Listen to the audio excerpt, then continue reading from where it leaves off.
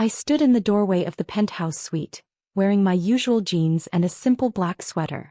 The bass from the music system pounded through the floor-to-ceiling windows overlooking downtown. 28 men in designer suits and luxury watches turned to stare at me like I'd walked into the wrong dimension. My brother Marcus, 32, stood at the center of the room in a custom Tom Ford tuxedo that probably cost more than most people's monthly rent. His bachelor party was in full swing: champagne towers, catered seafood platters, a private bartender mixing drinks worth $50 each. The Meridian Grand Hotel's crown penthouse, all 4,000 square feet of it, glittered with excess. Riley.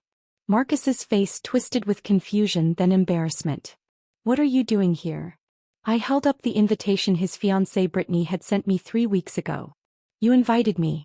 Well, Brittany did. Said family should be here. Marcus's best man, Derek, a hedge fund manager with slicked back hair, looked me up and down with undisguised contempt. Dude, seriously? Your sister showed up dressed like she's cleaning houses. The room erupted in laughter.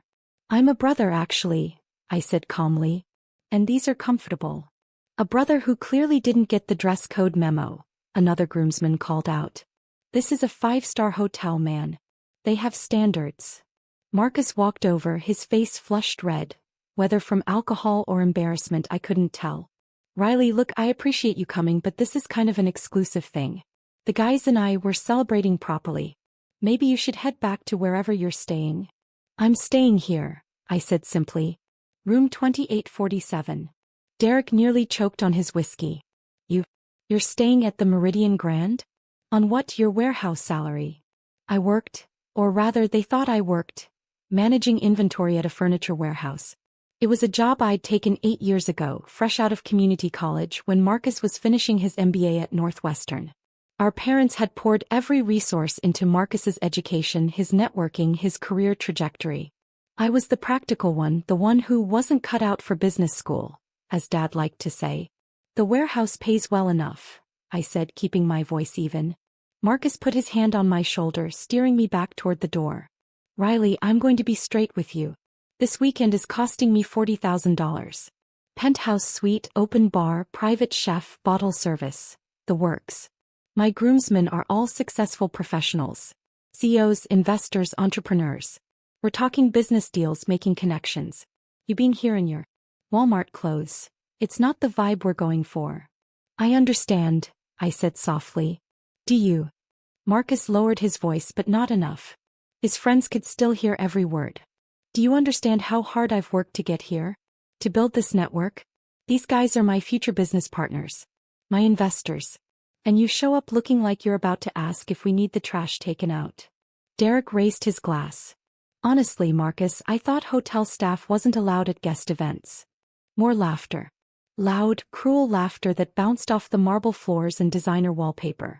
Maybe Riley can fetch us some fresh towels, someone called out. Or fix the ice machine. Does the hotel know their maintenance guy crashed a private party? I stood there absorbing it all. Every joke, every snicker, every condescending look. My brother didn't defend me.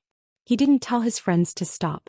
He just looked at me with a mixture of pity and irritation, like I was a problem he needed to solve before it affected his reputation.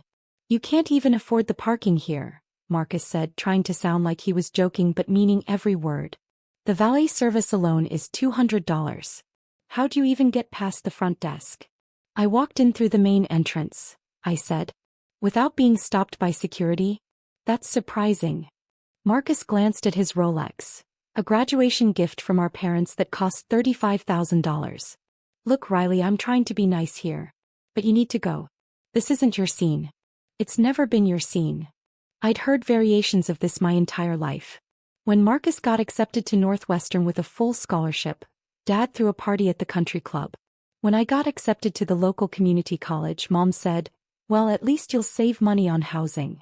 When Marcus landed his first job at a consulting firm making $120,000 a year, they framed his offer letter.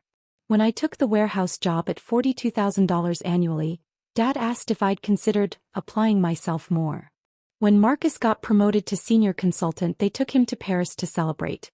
When I got promoted to inventory manager, they sent a congratulatory text message. The pattern had been clear for decades. Marcus was the golden child, the success story, the son who made them proud. I was the practical one, the backup plan, the child they mentioned second at dinner parties. I'll head to my room, I said quietly. Good idea. Marcus actually looked relieved. Maybe order room service, watch a movie. This party's going until 4 a.m. anyway. Bottle service doesn't stop until sunrise. I turned to leave and Derek called out, Hey Riley. If you see any hotel staff on your way out, tell them we need more champagne up here. The Cristal, not the cheap stuff. The entire room erupted in laughter again. I paused at the door, pulled out my phone and opened my encrypted messaging app. I typed quickly, Marcus Thompson, Crown Penthouse. Cancel all suite access effective immediately. Terminate bar service. Remove catering privileges. Guest status revoked. Then I hit send and walked out. The thing about owning a hotel chain is that you learn quickly how to spot entitlement. I'd spent 6 years building Apex Hospitality Group from a single boutique hotel in Austin to a portfolio of 47 properties across 12 states. The Meridian Grand was my flagship, a $340 million property that had been hemorrhaging money when I acquired it 4 years ago. Now it generated $89 million in annual revenue and maintained a 4.8-star rating across all platforms. My family didn't know any of this.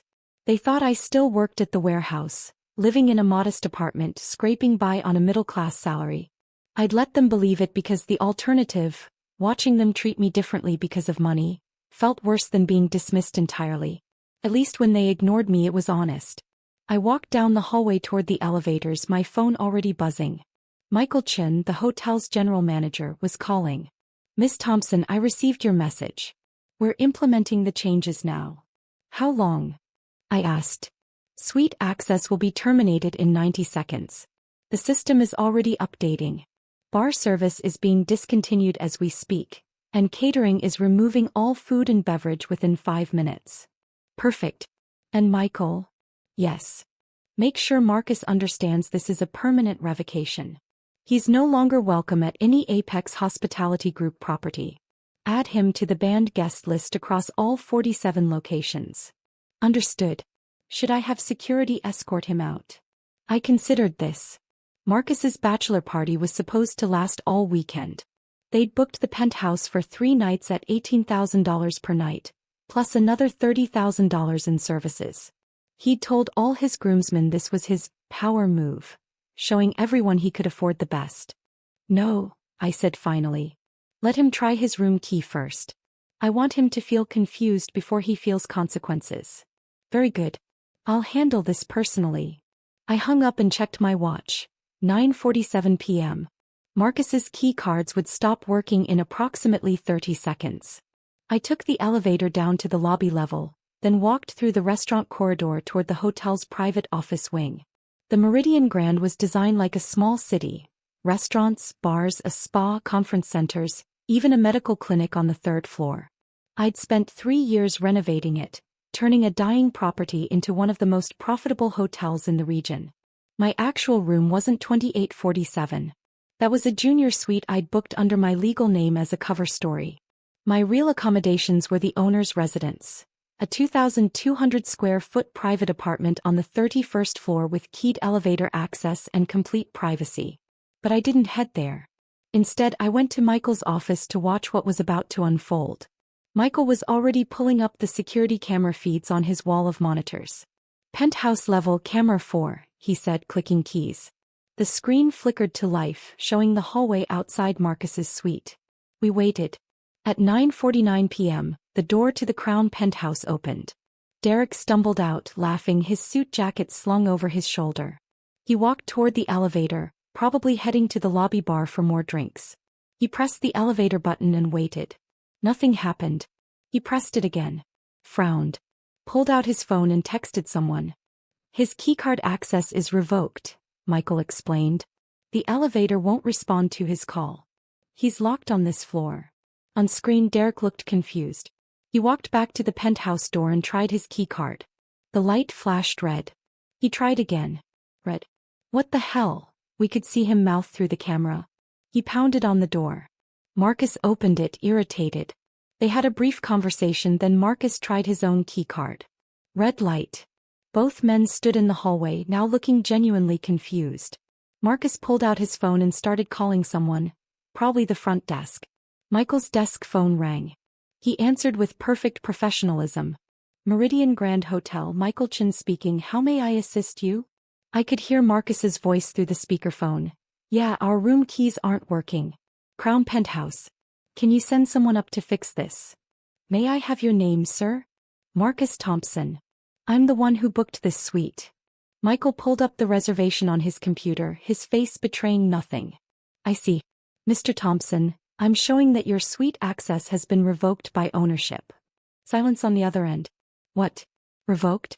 What are you talking about? Ownership has terminated your reservation, sir.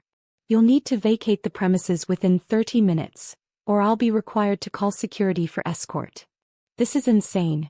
I paid $54,000 for this weekend. You can't just... Actually, sir, according to our terms of service, ownership reserves the right to revoke access at any time for any reason. You'll receive a full refund minus the cancellation fee, which amounts to, let me see, approximately $12,000. $12,000? Are you kidding me?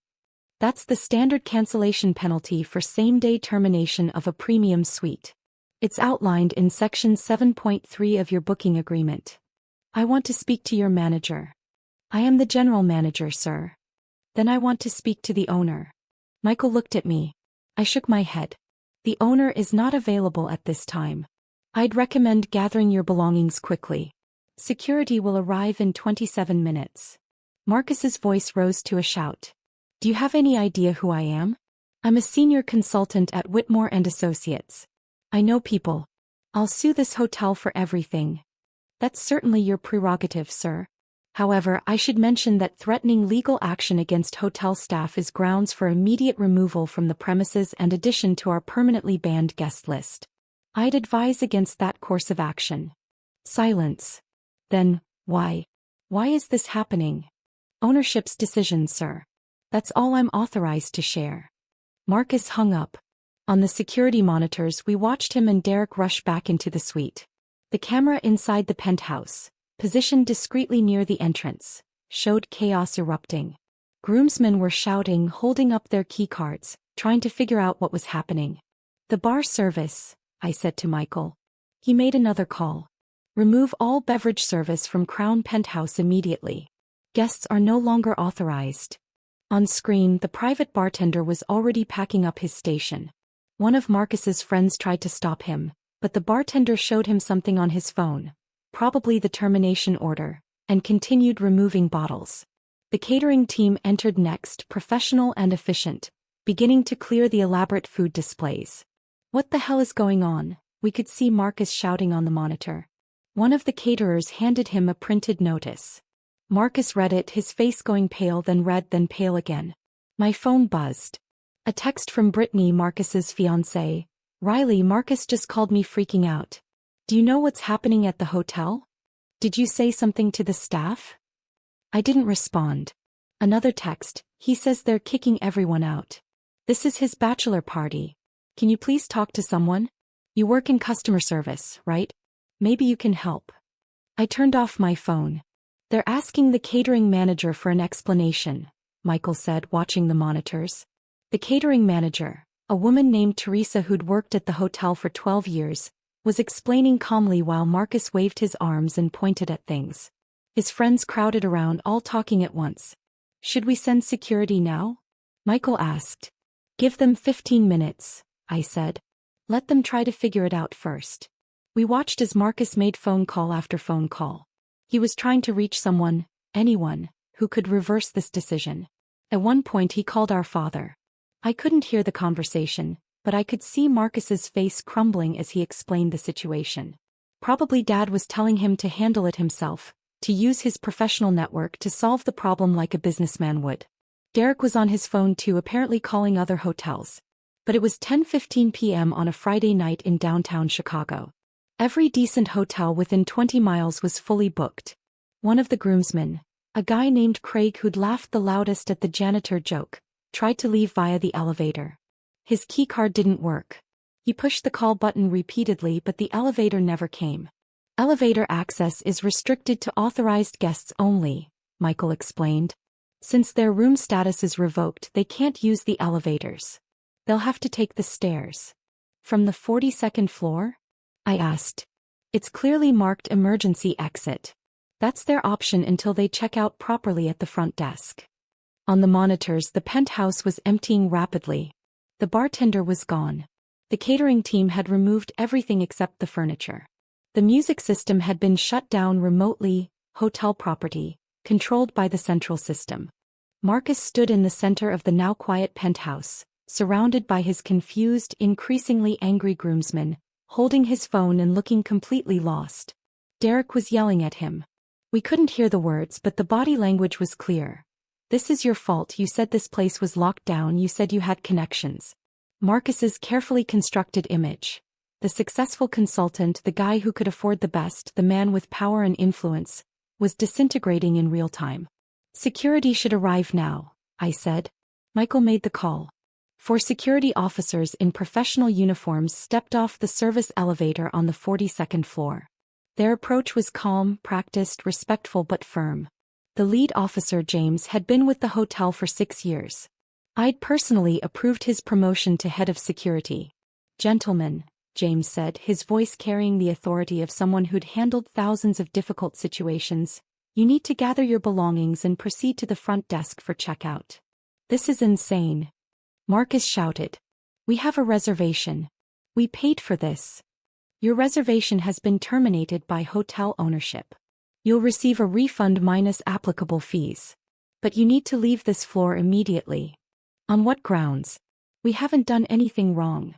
James remained perfectly calm. Ownership reserves the right to refuse service to any guest at any time. This is private property. You're currently trespassing. That word, trespassing, hit different. Trespassing? We're paying guests. Not anymore, sir. You have 10 minutes to collect your belongings, or we'll escort you out with whatever you're currently wearing. The groomsmen scrambled. Designer luggage was frantically stuffed with clothes, toiletries, expensive shoes. Craig couldn't find his other Gucci loafer and was crawling under furniture looking for it. Derek was still on his phone, desperately trying to book rooms anywhere else. The Ritz has nothing. Conrad's fully booked. Palmer House is sold out. Marcus stood frozen, his face slack with shock. This wasn't supposed to happen. This was his weekend, his power move, his moment to shine in front of his professional network. Sir, you need to start packing, James said to Marcus directly. I want to speak to whoever made this decision. That's not possible. Then I want a name. Who owns this hotel? James didn't even blink. That information is not publicly available, sir. The property is held through a corporate entity. Now please gather your belongings.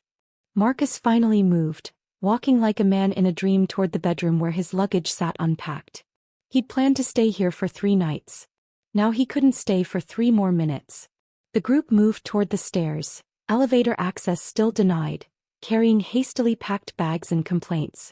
The trek down 42 flights of stairs in dress shoes, carrying luxury luggage, was not going to be pleasant.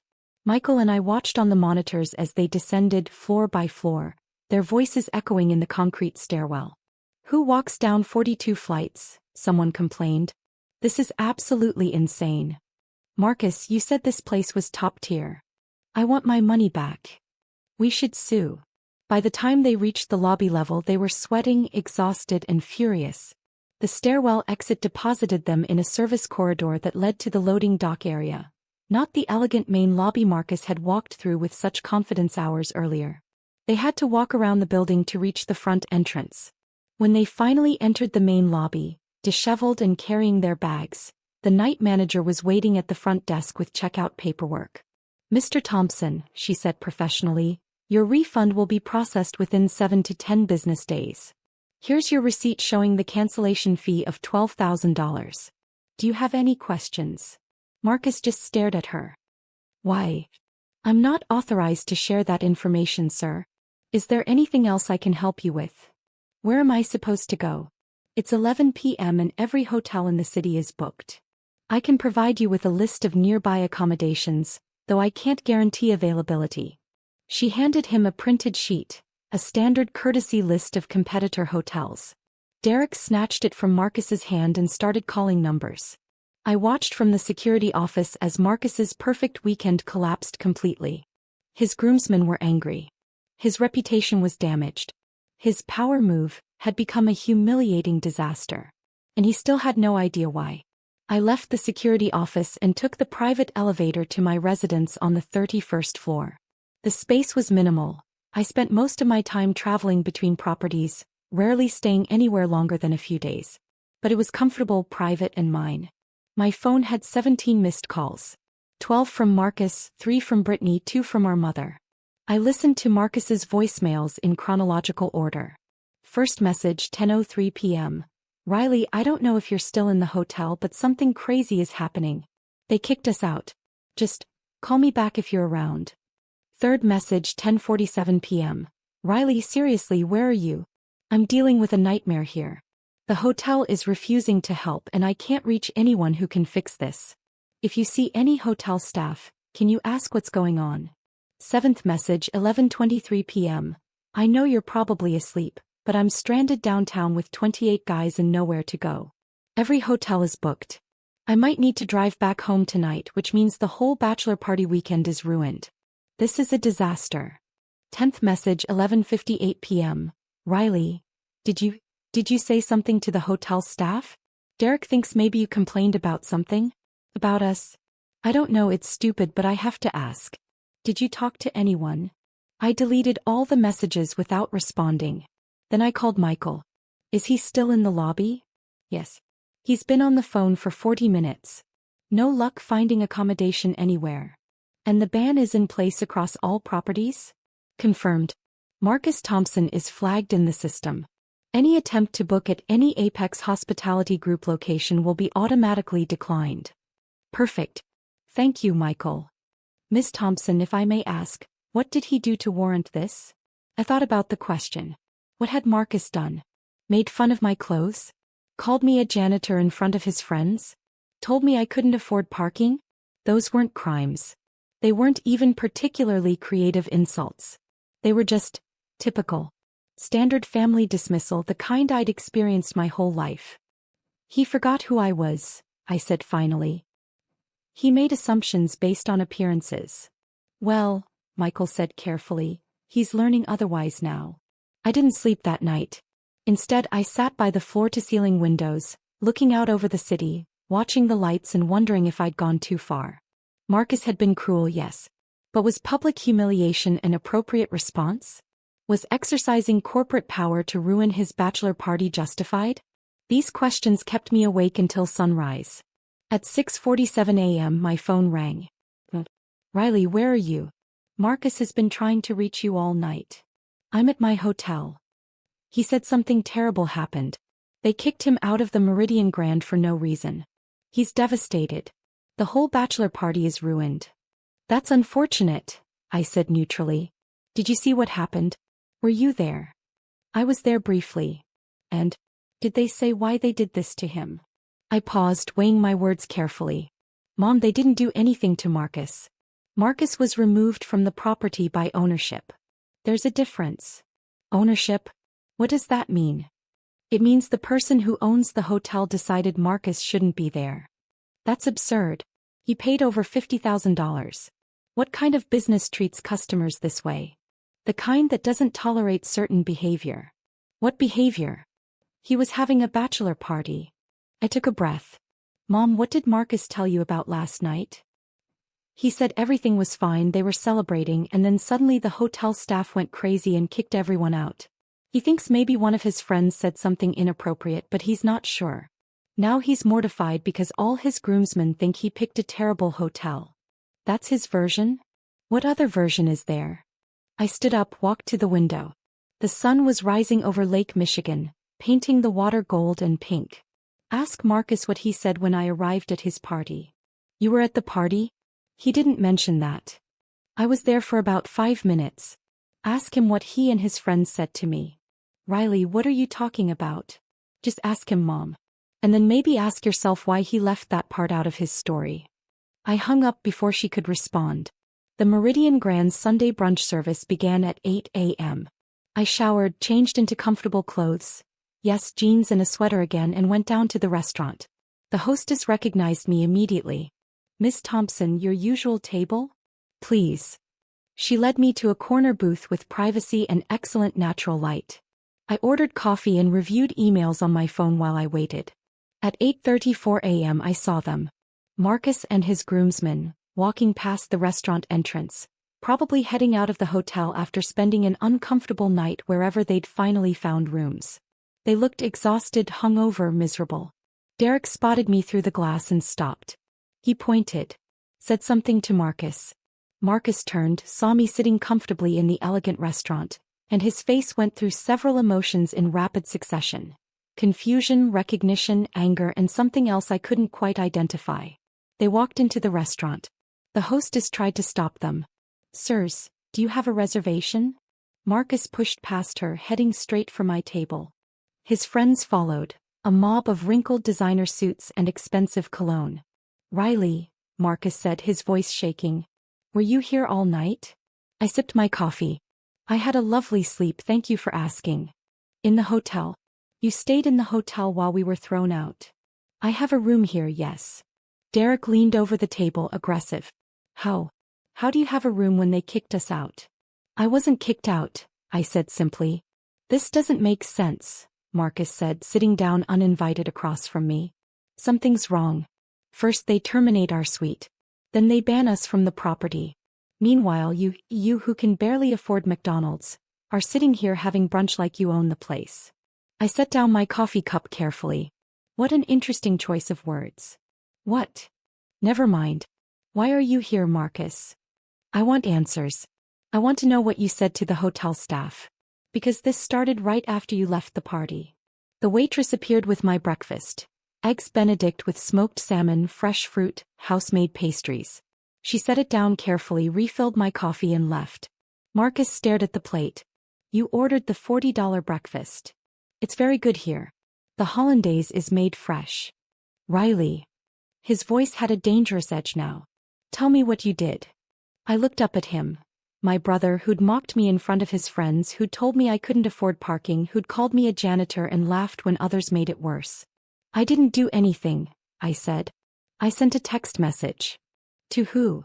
To the general manager. Saying what? Saying that your suite access should be terminated. The silence that followed was profound. Derek recovered first. You sent a message to the GM and they just listened to you? Yes. That's impossible. You're nobody. You work at a warehouse. You don't have that kind of influence.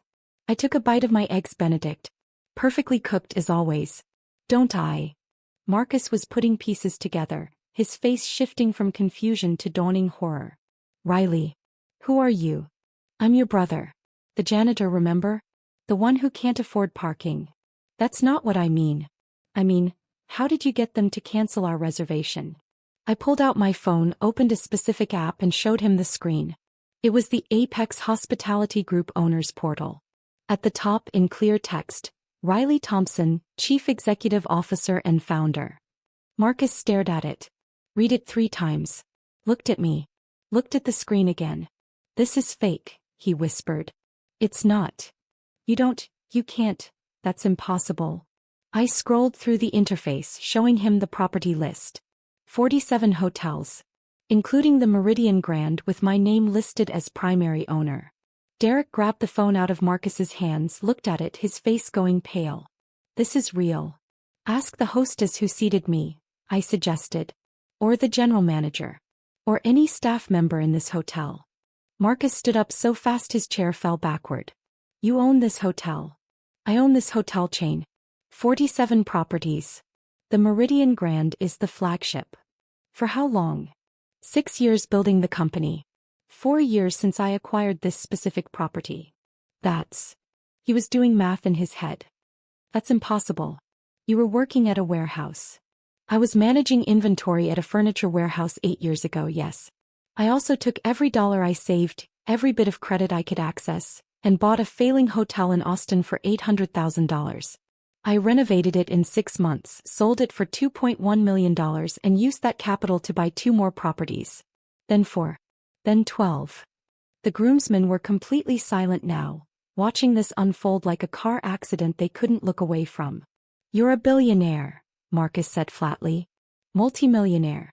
I'm not quite to billionaire status yet. The company's valued at around $1.2 billion, but my personal net worth is closer to $400 million after debt and operating costs." $400 million. Approximately. "And you let us think you were poor. You assumed I was poor." "I never said that." Marcus's hands were shaking. Why would you hide this?" I stood up, left cash on the table for my breakfast plus a generous tip, and looked at my brother. "Because I wanted to see who you'd be when you thought I had nothing. And now I know." I walked toward the exit. The hostess called after me, "Miss Thompson, have a wonderful day." Behind me I heard Derek say to Marcus, Did your sister really just?" "Brother," I corrected without turning around. And yes, I did. By Monday morning the story had spread throughout my family. My phone was flooded with messages, but I was already on a plane to Austin to check on property renovations at one of my boutique hotels. Mom called 17 times. Dad called 9. Marcus called 34. I didn't answer any of them. Finally, at 11 a.m. I received an email from Marcus. It was long, rambling, full of apologies and explanations and justifications. But buried in the middle was one sentence that caught my attention. "I know I was horrible to you, but I didn't know who you were." That was the problem, wasn't it? He didn't know who I was. And more importantly, it had never occurred to him to find out. I deleted the email and went back to work, building an empire one property at a time, wearing jeans and a sweater and never apologizing for either.